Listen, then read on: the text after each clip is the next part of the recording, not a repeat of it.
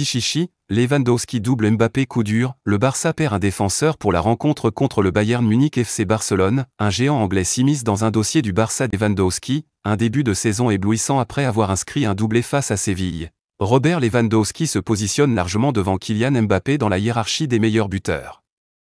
L'attaquant polonais semble inarrêtable et continue de prouver qu'il est l'un des meilleurs de sa génération.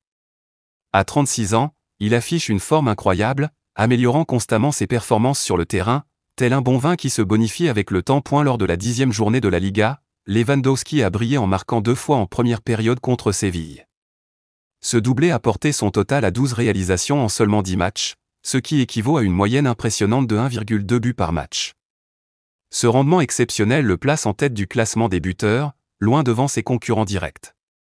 Comparaison avec les autres buteurs, les performances de Lewandowski sont d'autant plus remarquables qu'il dépasse largement ses rivaux. Avec ses 12 buts, il a le double des réalisations de Kylian Mbappé et d'Ayoze Pérez, qui ont chacun trouvé le chemin des filets à 6 reprises. Cette domination dans les statistiques souligne non seulement son talent, mais aussi sa capacité à rester au sommet, malgré l'âge qui avance. Un objectif clair, le trophée de Pichichi. Lewandowski n'a pas l'intention de ralentir. Son ambition est claire, il veut regagner le trophée de Pichichi, qu'il a perdu la saison dernière. Ce prix, qui récompense le meilleur buteur de la Liga, est un objectif qu'il vise avec détermination.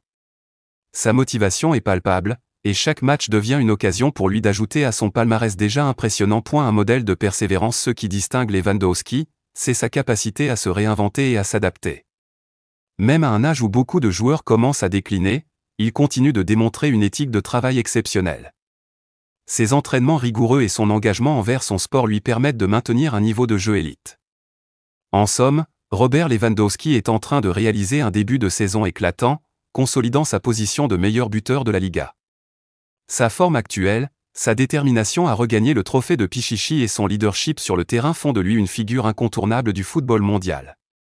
Alors que la saison se poursuit, tous les yeux seront rivés sur lui, attendant de voir jusqu'où il pourra aller et quel nouveau chapitre il écrira dans sa carrière déjà légendaire.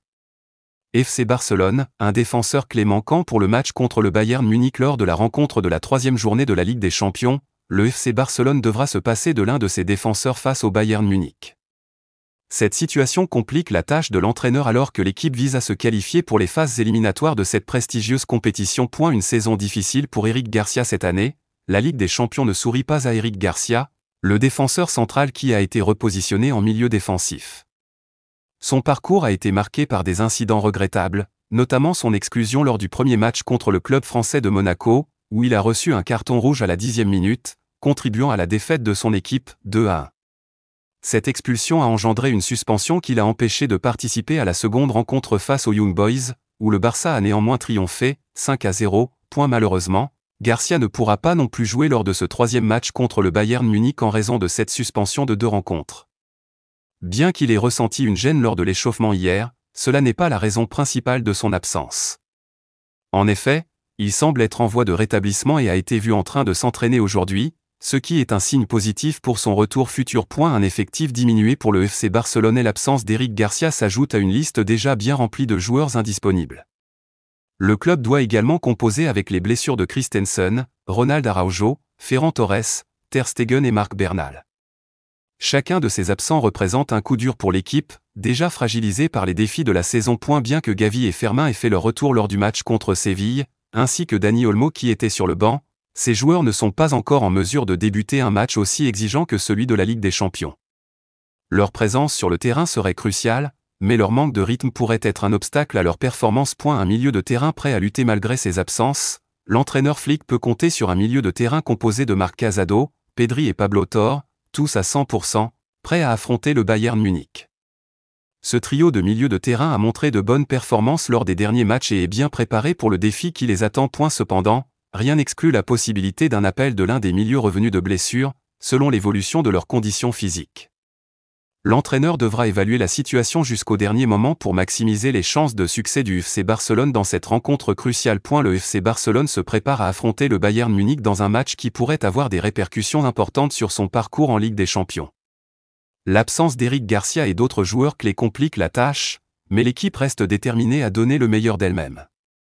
Les prochains jours seront essentiels pour l'évaluation des joueurs disponibles et la stratégie à adopter pour faire face à un adversaire redoutable.